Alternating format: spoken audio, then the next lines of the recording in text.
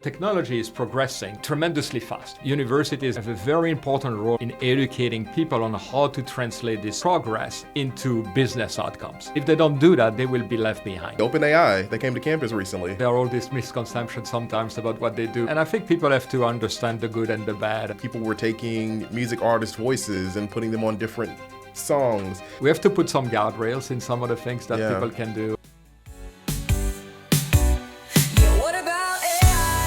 Welcome to What About AI, a brand new podcast here, started at Georgia Tech, focusing on AI, innovation, people, research. Everything you can possibly think of will be coming out of this podcast, and I have the privilege of welcoming our guest and our co-host, Pascal van Hentenryck, who will tell you a little bit about himself and just about what's going on with AI across campus. Hey, Pascal. Hi, Breon. How are you?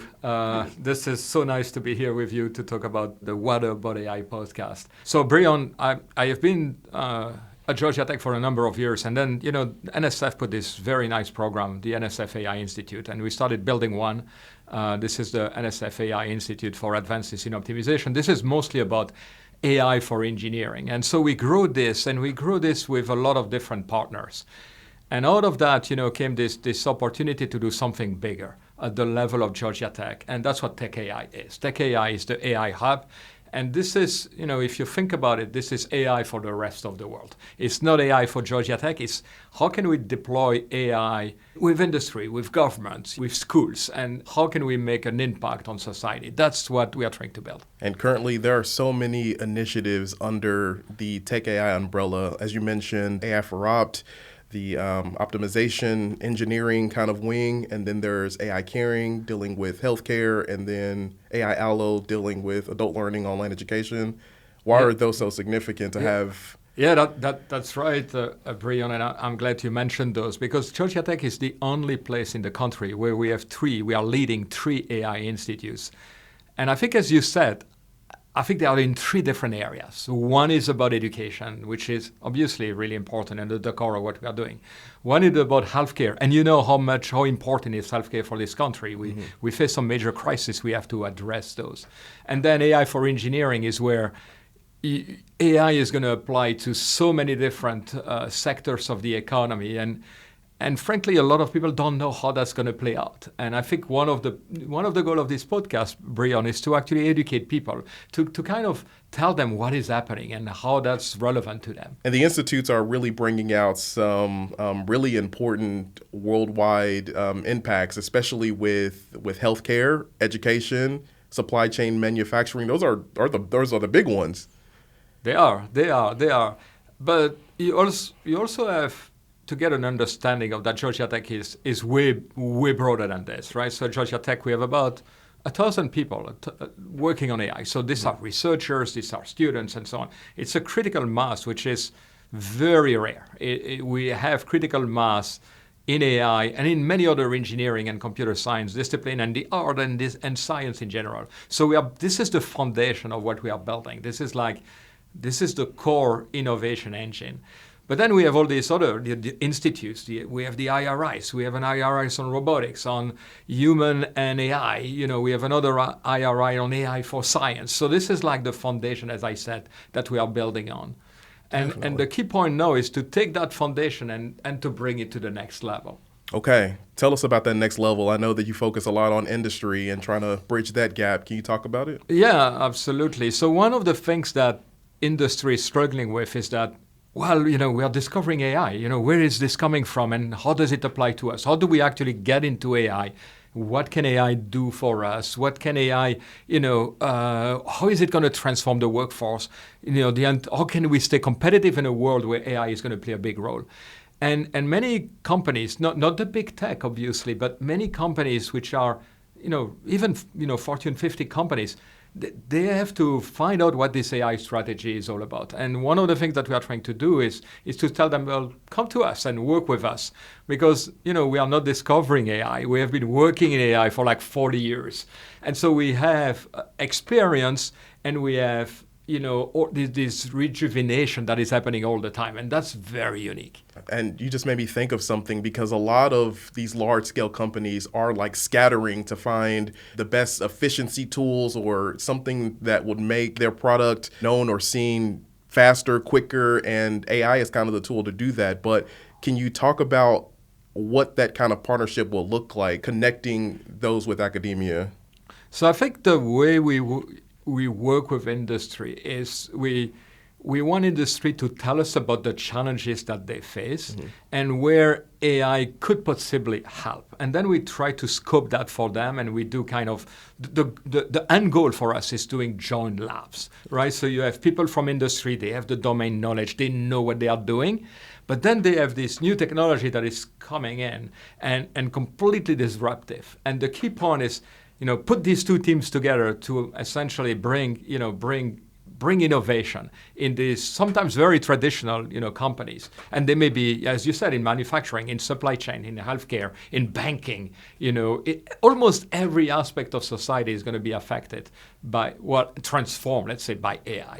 You see, and in many cases for the better. You're going to have a more efficient, enterprise. You're going to have more agility. You're going to understand your processes are going to be more effective, and they may be manufacturing process or human process. Yeah, this is really unique. I mean, I haven't seen anything like this for other universities. I know other colleges, other institutes, they have their AI hub where they talk about their different research projects, but not really on the industry side of things. So are you afraid that this might be replicated? Oh, it will be. You know the Da Vinci quote, right? So in life, you try many different things. Some work, many fails. And if something works, it will be copied. And the key point is that you have to move and do something else. And so I think the key point for us is that we are innovating in this space, and we are very proud of that. It was a thought process, right? So, how do we position a hub? What should a hub be? And Tech AI has this vision that university have to play a bigger role in society. We are not in our ivory tower. I mean, we're still in an ivory tower in a sense, but we take whatever we invent in the ivory tower and we try to make a positive impact on the world. And I think that's very unique. I'm sure it will be copied.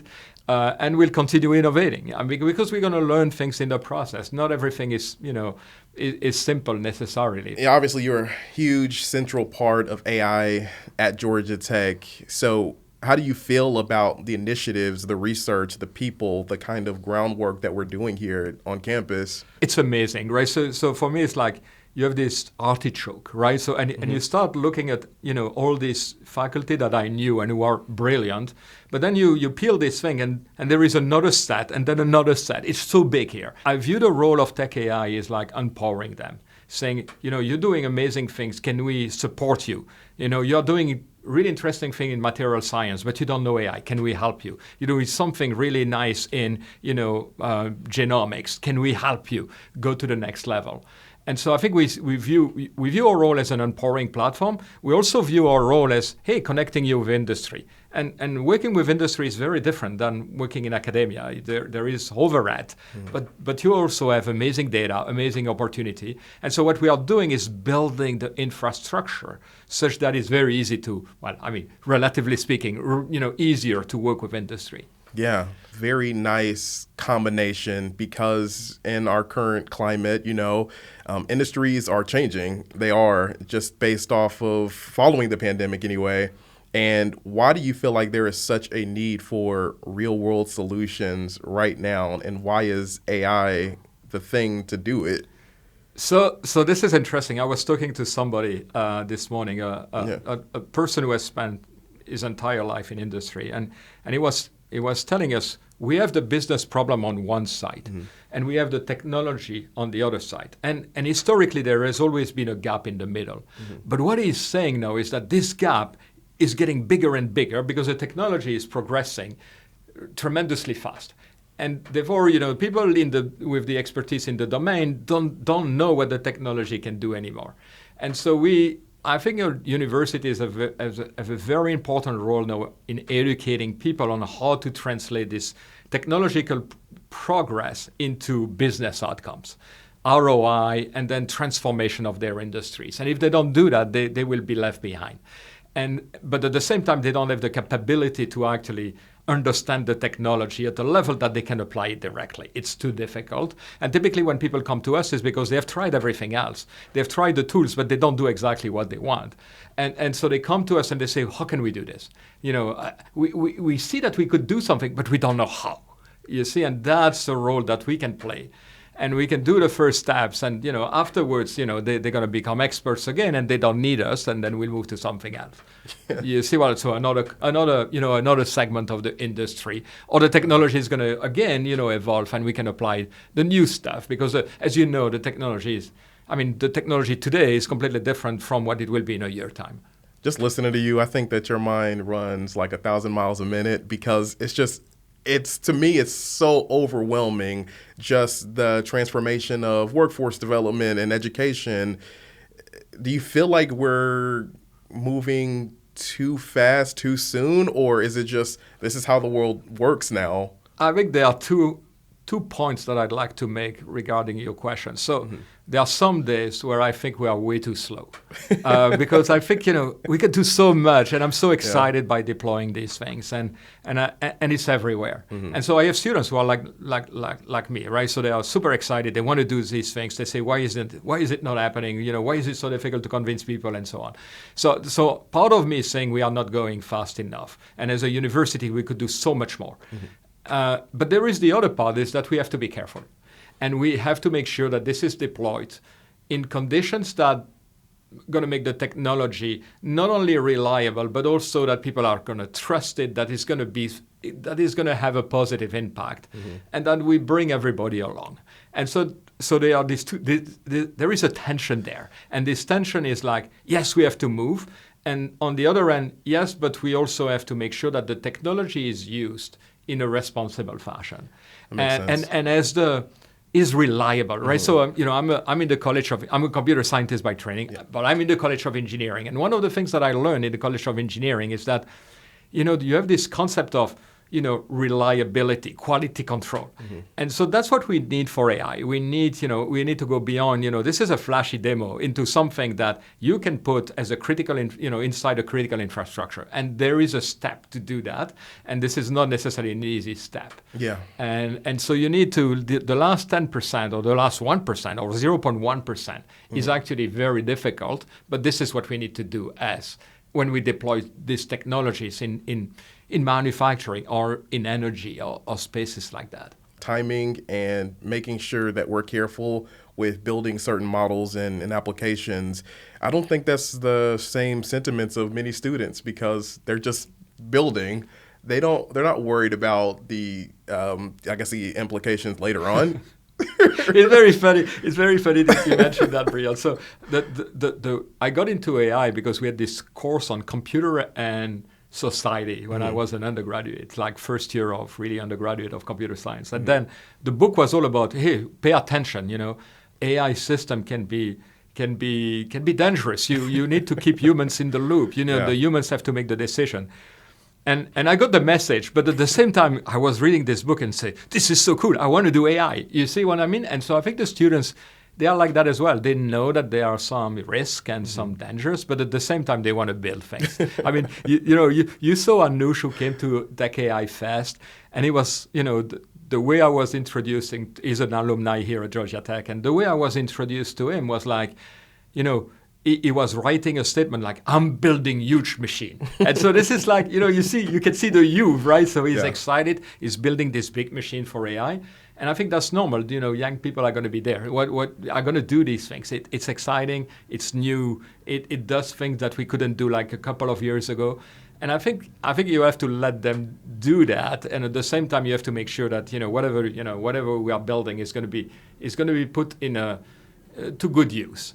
And to make sure that it benefits society, and that it changes industries, but for the better. That's really scary for me. I mean, the dangers for me when I was younger was just making sure that I didn't electrocute myself when building robots. So now you have students that are building these applications that could truly make real major world impact. But you see also, I think I've seen, if you look at what has what has been happening in the field since the large language model were released is that I think there is a recognition now that they have to be made more and more reliable. Yeah. And I think a lot of the credit goes to the academic community. People are sometimes, very quick in saying that we are in our ivory towers and we are not connected to the real world, or we are kind of idealistic, but at the same, or we are too cautious. But at the same time, I think we have been having a very, very positive contributions to saying, hey, let's analyze this thing. Let's understand how they work,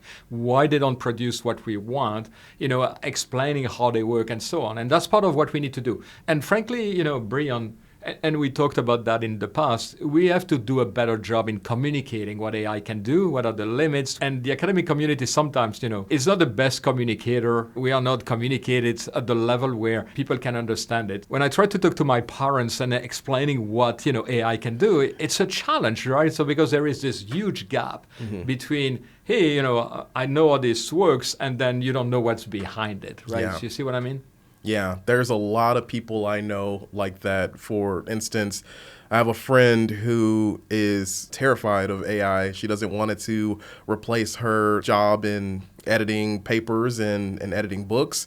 But I showed her that it has a lot of benefits. I created a cover with just a little prompt, and she was really impressed by that. And she was like, whoa, like it can do this. I don't have to hire a graphic designer. I think the way I would phrase it to her is that she can actually copy, edit, and design many more books in the time that she would have done otherwise. Yeah, and also, I don't think the creative aspects are being removed, right? So, you and I can use Copilot, for instance, and when you see some of the suggestions on the writing that we write, they're just not good, right? So, and they are not your style. So my managing director at AI for Art, when he is trying to rewrite some letters that we do with Copilot, and Copilot corrects some of the things, he may say, hey, no, this is not good. You have to use Pascal style, and Pascal likes to use these words. And so you and I have a certain style in speaking, in writing, and that's irreplaceable. That's our signature, right? So that's our DNA. And I think the copy editors are going to do a good job changing some of the things that needs to be changed, but at the same time they will have their own style. They will also preserve the style of others. And I think there is a lot more creativity that will emerge from the tools. And I love the tools, right? So they are the stuff that we really hate to do, that is automated, but then you can be creative. To tell you the truth, I don't necessarily think that we spend less time. It's just that the results is much nicer. 100% agree. I think building those relationships with those different chat features will help you in the long run. I've built up quite a relationship with ChatGPT and Copilot, where they know me better than I know myself now. So that's saying something. In the beginning, I remember when I had wanted to hire a student, emails came in interested about the job, but it all started off with, I hope this email finds you well. And I knew that their ChatGPT was not personalized enough because they literally just said, write me an email or a cover letter for this specific job. But it's like, always it was all the same. Always the same. Yeah, always I'm like, whoa, at least change it a little bit or look at it and ask it to do something else. Exactly. But people will get better at the tools, right? So you got to understand that this is something that you have to interact with, which is one of the main messages that I typically tell people. This is one of the things that you need to actually, you're talking to something, whatever we say that this something is at some point, right? So, but you're talking to a, let's say an AI agent, and this AI agent will get some understanding of who you are, whatever understanding means here, right? So we should not go into that debate today. There will be other times to do that.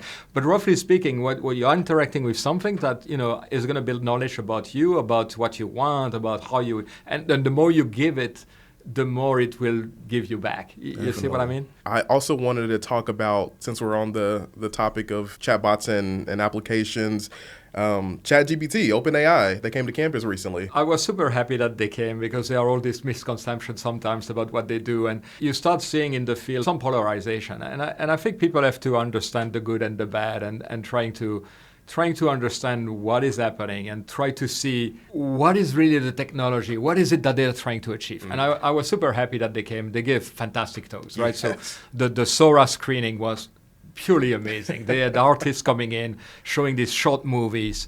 They were really honest about the way they actually use the tools for showing this very short video. Some of them were amazingly moving, by the way. And so I was very impressed by what the artists could do. Obviously, they told you that they had to work hard to get there. But at the same time, the results were very, very nice. And I think this is going to be, if you think about, a school of design, if you don't use these tools, at some point you may be at a big disadvantage. And I think this is the creativity part that these tools can help you with. Nothing is perfect. Kind of the long-term memory is not there. The consistency is not yet there, as they were saying.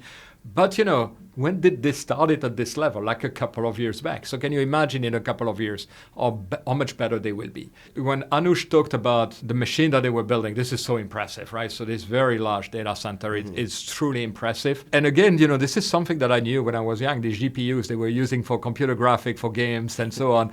And then suddenly, no, they are used by AI because the math and the underlying math is the same, right? So more or less the same. And so this is interesting how now these dedicated machines are getting so important. And I think there will be evolutions as well. The machines will have to change because we'll do other things and so on. But it's amazing the kind of machines that they are doing. There is also a flip side, which we have to address. They consume a lot of electricity and so on. We need to actually make sure that we do that in a responsible fashion. But again, this is where AI can help itself, right? So we can find new ways of actually running the grid, generating electricity in a cheaper way. And so I think that's using water in a more responsible way as well. So that's the kind of things that I find very interesting. You build these big machines, they are nothing like we could have seen 5 years ago. And so that was the second talk that they gave. And then they gave, another presentation about globally what they were trying to do. So I think it was very interesting. So when OpenAI came to show these short AI-generated videos, how did that make you see how much AI has transitioned? Because not even 2-3 years ago, AI was generating people with either 4 or 8 fingers on one hand, and now it's becoming to a point where it's starting to look really, really good. This is what happens when you start putting the tools in the hands of people. They're going to start saying, your demo was cool, but if I try to apply it to this real situation, it doesn't produce what I want. And then people look at this and say, wow, there is a research problem. And this is interesting. And people start working on this. You have a lot of research problems that are still very open. And what is impressive, Breon, as you said, is the speed at which they have progressed. And part of it is because people are providing feedback and they can learn from that feedback. Part of it is coming from the fact that they have more data to play with, they have more videos that they are learning from, and so on. Part of it is just because they build, there are improvements in the technology itself. I think one of the things that is also interesting for me is that not that many people know about this. Some of my colleagues that are more, on the engineering, on the foundation side, but not linked to AI, don't know these capabilities. And in a sense, I want to tell them, but you don't know how much you miss. So understand these tools, understand what they can do for you in every activities that you have on a day-by-day basis. And this is why I think these Sora screening are very interesting, because you see real artists, award winners, presenting something that they did with this technology. I think that's really cool. And I don't know if your social media is like mine, but it's 50 real life, and then the other 50 is AI-generated music, videos, movie trailers, concepts of actors in different roles. It can be somewhat overwhelming, but I feel like a lot of society now doesn't really care about the back end. They want to see it work and how cool it is. Would you agree, or do you have different thoughts? I think it's also a tool for experimenting, right? So that when you do pilots, many of them are rejected. And so this is a tool for experimenting more, trying to see so you have a new tool now to kind of feel what the audience like and not like, and which is very difficult to predict in advance, right? So, you think you have a clever idea, and then, the public, it's just not the right time, or it's too late, or it's too early. And so I think they have a tool now which allows them to interact much faster with the audience. And I think that's what is happening. I mean, I do presentation now. All the pictures, they are not real. They are generated, using AI, because it's first, the quality is there if you learn to interact with it. And then the other thing is that you don't have any copyright issues, right? So you generate your content yourself now. And Yeah. in a way that, I'm not an artist, I'm not a designer, but I know what I want. And if I can tell the tool, they say, do this, and you interact with it sufficiently often, you get really nice results. I have a result which says like human collaboration. It's a fantastic picture. I love it. I just love it. I want to also get into the celebration and the launch pad of Tech AI, which is Tech AI Fest. Major premier event. Kudos to you for gathering all of these folks from industry and government and academia together in one room. How significant was this for you and for Georgia Tech and Georgia as a whole? What we try to do there is give like a landscape of what AI can do. Obviously, there is the AI that everybody in the public knows about this thing. And this is what we just talked about, right? So this is about, large language model. This is about, videos and content generation. But there is also another aspect which is extremely important, which is like AI for healthcare, AI for supply chains, AI for energy, AI for material science. And we wanted to kind of talk about everything. Yeah. But in a way that people can appreciate the positive impact that AI can have, and also the landscape of AI and how it's going to transform society. And so we had speakers from all across the industry. Yeah. We had speakers from, and I'll give you an example in a moment, but we had people from government as well, because this is something that government, we had people here from the state of Georgia telling us about the bills that they were trying to pass, right? So, and this was super interesting. We had also, obviously, people from academia and telling you, this is what I'm interested in. This is my stuff. This is where I want AI to help me. Yeah. And I think this combinations is very unique, and it's very unique to AI. You have people, from the general public. You have politicians. You have or legislator. You have scientists, and then you have people from industry in the same room. Yeah. Understanding what each other is talking about and trying to see how we can bring this technology such that it advances the benefits for society, in supply chain, energy, banking, finance. You had people in agriculture. Can you imagine agriculture? This was interesting. Education, obviously. Manufacturing. So in Georgia, manufacturing is big. We had people, telling you how manufacturing is being transformed. It was not only about large language model and the impact on the public and our daily life, because we all use that on a daily basis now. For sure. But it's also how corporations are going to change, how governments is going to change, or every one of the enterprise system or organizations are going to change. You had kind of the business problem in a sense, or the scientific problems, but then you had also the technology that we were doing. And hey, this is very hard. This is what we are trying to do. But it was done. We had amazing speakers, right? Yeah. And these speakers were capable of actually talking to people who were in a different field, but abstracting it in a level such that you were like, wow, this is so cool, but I have no clue how it works. But what they seem to be doing is actually very interesting. And I understand the intuition. I don't necessarily understand the math, but that was not the goal. The goal was saying, hey, there are all these things happening. There are many different fields and aspects of AI that many people would like to know about or hear about. Gen AI is big. I love that there's the new tools that can generate music, that can generate videos, obviously, and it's just really, really unique to me. Yeah, and we can talk about that because it's a sense, the best, I like rock and roll, and the best groups, they have always something special, right? Yeah. So they have a special sound. And how do you create that? I mean, that you can try many things, and obviously, AI could help you. Yeah. But at some point, you have to find your own style, right? So, and AI can help you in all kinds of ways. Obviously, it has been happening for a while at this point.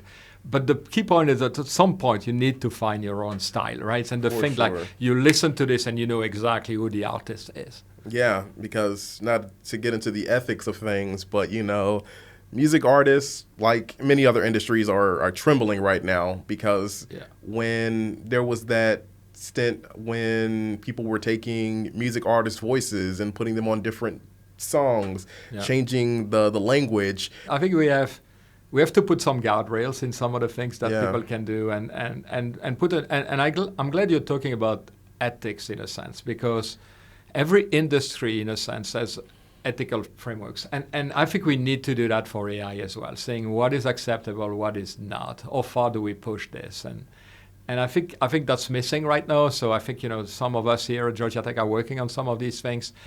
But, this is the case in medicine, in the pharmaceutical industry, in in every big industry where there are big stakeholders, you need to have those framework in place. And I think we need to work on what is acceptable, what is not acceptable. And I think the people doing AI and the artists have to get together and discuss what these guardrails have to be, because if there are no artists anymore, there will be no innovation, right? You see, because the innovation has to come also from the artist. And when I started my career, I was in a research center, and there were like 4 big groups, and those big groups where people thought the innovation, would be. But then there were, some funding for some crazy initiatives. And, after a bunch of years, the small things became big, and the bigger things were still there, but they may have shrunk, or they may be different. Yeah. So I think these seeds that are happening, all over the place sometimes. That's how you also get innovation. People think differently. People do different things, and then we have to keep that going in a sense. I think that kind of resonated at Tech AI Fest. Everyone across different domains agree that ethics and those guardrails should be there as well. People are very good at distinguish, right and wrong in general, and they say, "Hey, this is pushing it too far. We don't want to go there." I hope that's the case, but you have to be an optimist. Oh, definitely trying to be optimistic. But HR videos or see on the news where they're talking about deep fakes and they're talking about information getting hacked. I mean, there are so many companies right now where they are sending out letters to people in the mail saying that we're sorry your data was leaked.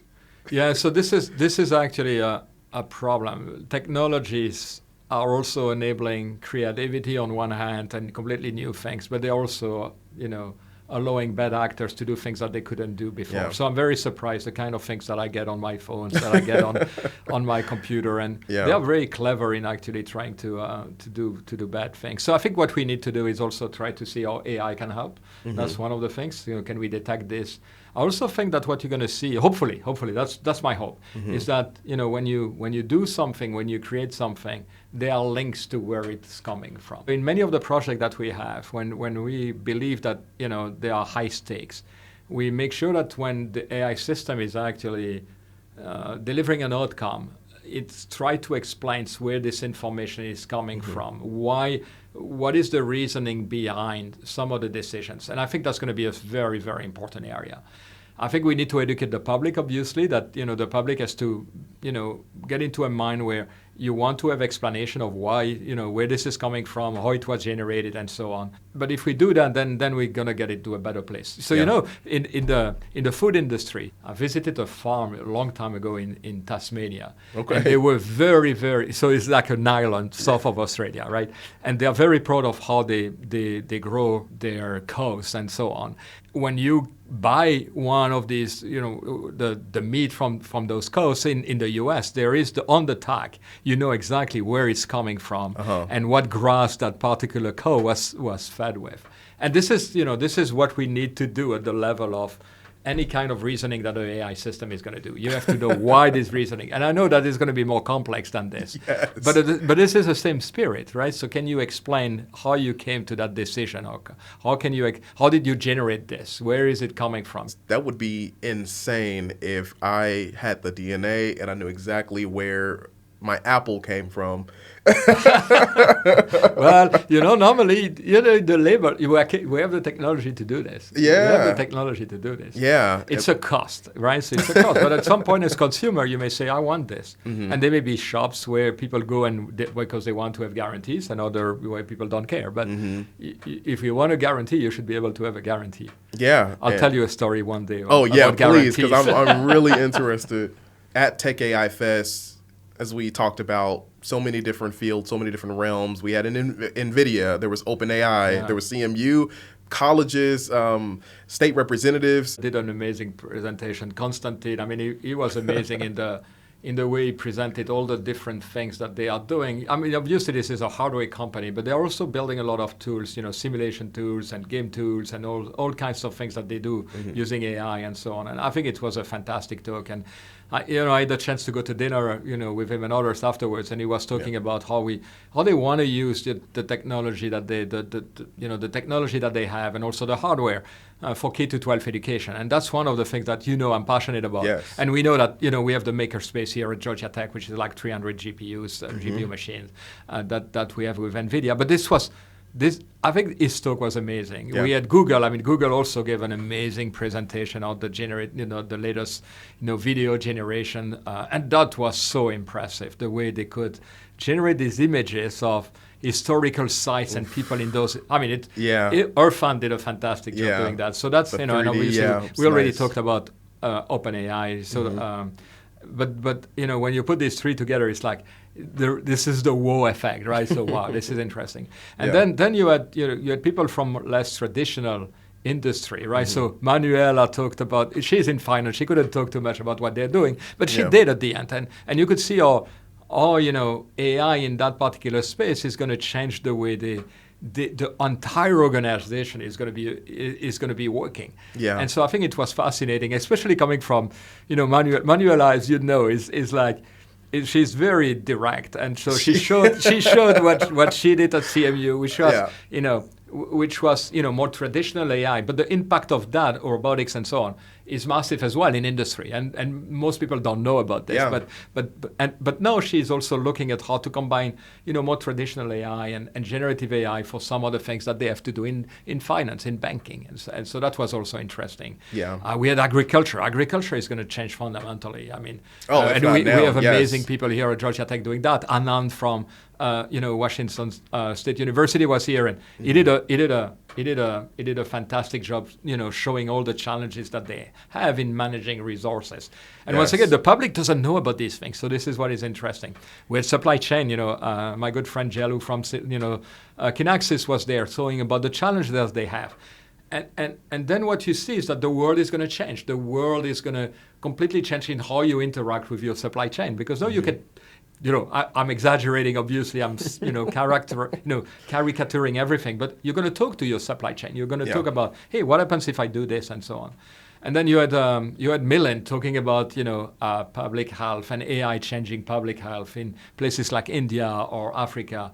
And, he has been a leader in that field, and he's doing a fantastic job, right? So having a direct impact on communities that, they don't even know what AI is, but now they're benefiting directly from that. So that's the kind of speaker we had. We had also Chris Russell talking about brain health and so on. So fantastic as well. So and that again, the scope of Tech AI Fest was such that you were like, AI can do this, can do that. Oh, I thought it was doing only this thing. And so I think that's some of the things that we gave. Yeah, it's not just a chat feature and an image generator. It can do so much more, obviously.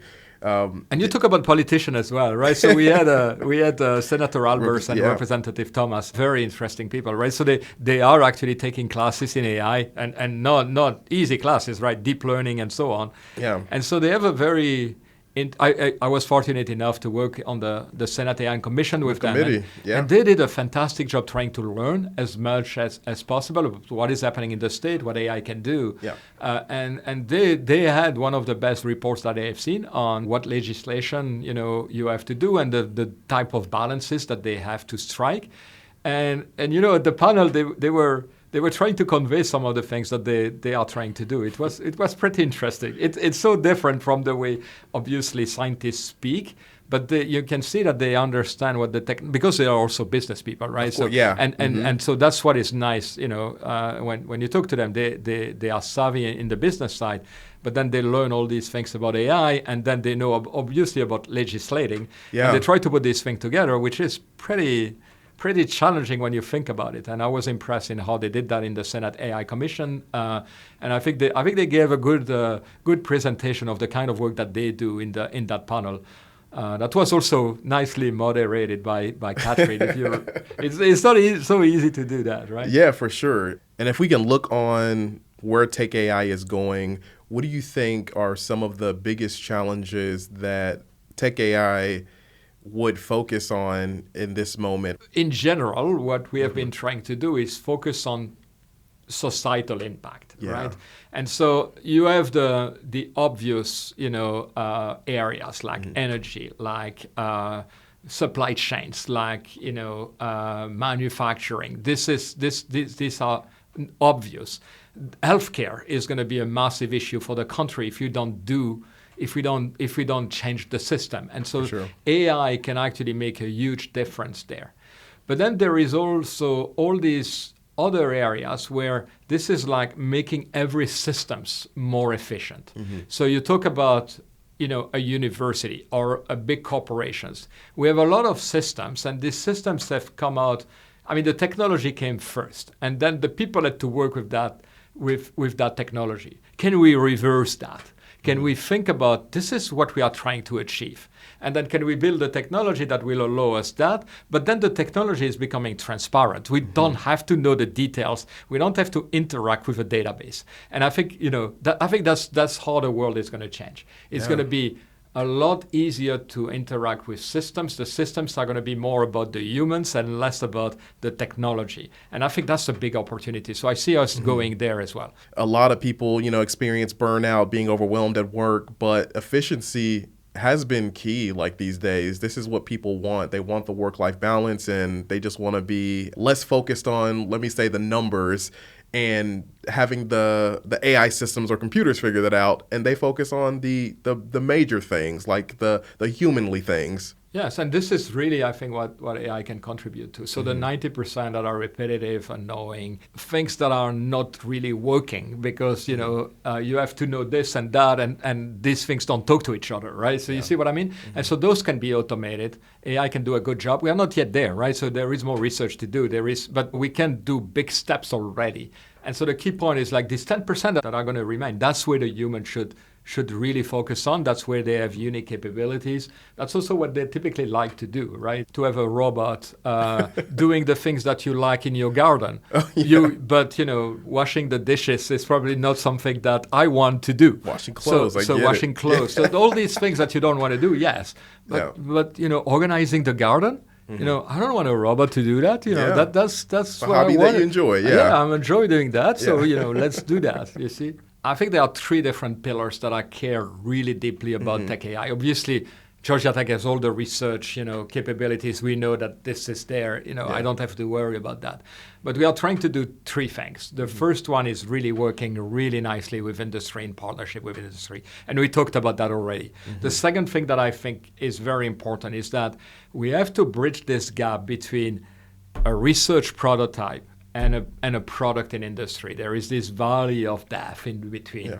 And I think as the technology becomes more and more sophisticated, this valley is getting bigger and bigger. Yeah. And I think what we are trying to do in the engineering pillar of tech AI is to bridge that gap. And I think, that resonates with a lot of companies, I can tell you. And then the last thing is all about teaching, letting the public know what can be done. And the public, when I talk about the public, it's a very large world, right? So it's the general public, it's people legislating, it's people, CEOs and executive. It's K to 12. I love teaching K to 12 because first they are young and you can still shape their minds and tell them, hey, you could do this. And so I think that's the third pillar that I also think we should do, and we should put some resources. And we had this legislation session here with the state of Georgia, and one of the things that came out of it that I had absolutely no clue is that one of the person stood up and told us it's great to teach the students, but you also need to educate the parents because they have no clue. And so this is when you get out in the world, you get to learn from so many different people, and they tell you things that, as you stay in the lab, you would not know. And so, for instance, no, we are trying to educate the parents as well. We are trying to have initiatives in that space. And this is important. This doesn't have to be long. This is kind of, telling them, hey, this exists. Listen to this great podcast that we are putting together. You're going to learn things, right? So, but this is what I think we should do as well. Educate the public such that they understand the ramifications. They are informed, and they know what the technology can do. They know that what the technology shouldn't do, and so on, and they can influence people around them. You just made me think of something that recently happened. My sister had sent me a screenshot of her son's phone, and it was his face on a super muscular superhero body. Yeah. And he's only 7 years old. And she was just blown away by, how did he even do this? I would love to learn how to use this kind of feature. There was some embarrassment in there that her son is already learning to generate certain images. and she knows nothing about AI. Yeah. So I totally get that there is a need there. I think so. And I think communication is going to be a big part of what we need to do as educators, that the universities have to do. And the role here is to inform, right? So it's not, we don't necessarily have to, I mean, we can, but we should not be expressing too many opinions. We have to say, this is what the technology can do, these are the dangers, these are the opportunities, and this is what we believe where the technology can be, although none of us has a crystal ball. It's very difficult to predict how fast this technology is going to evolve. People resonate more with seeing the product versus hearing about it or hearing an opinion about it. They just want to see it for what it is. See what it is. What is the technology? How far the technology can go? How scalable it is, and is it a kind of a small demonstration, or is it something that is it going to take over the world? So because people, I was talking to someone today, they say, hey, my parents are super worried that AI is going to take over the world right now, right? So, and because they don't know, they see all the stuff that AI can do, what the Terminator movies, and, exactly, Terminator 2, right? So, exactly. So hopefully it is our goal, and in the future make this whole aspect of AI more accessible, actionable, and sustainable for everybody. And we will have some amazing speakers on all aspects of AI. Some of our colleagues here at Georgia Tech who are pushing the fields in many different directions. I'm certainly looking forward to talk to them and learn from them. And I think that's going to be super exciting. And as you know, we have a large number of faculty here who are, really pushing the boundaries. And hopefully we can get them to communicate with the public, what is it that they are doing and how that's going to change the world. A lot of people want to see their technologies, and even though it is still probably in its infancy, it's always good to just talk about it, what you're working on. So I think you'll see a lot of new and fresh ideas that we'll bring to the table, and it'll be fun. Yeah. Thank you, Breon. I'm super excited to do that with you, as you know. So, Breon, that's it. That's our first, What About AI podcast. Looking forward to the next ones. Yeah, it'll be a good time. Thank you again, Pascal, for being our co-host and then also our guest for the first episode. So I know you look forward to interviewing more people who are also invested and really inspired by AI. We'll be talking with researchers, educators, students, and leaders who are pushing the boundaries of what's possible with AI. You can find us on Spotify, Apple Podcasts, and wherever you listen. Until next time, keep asking, what about AI?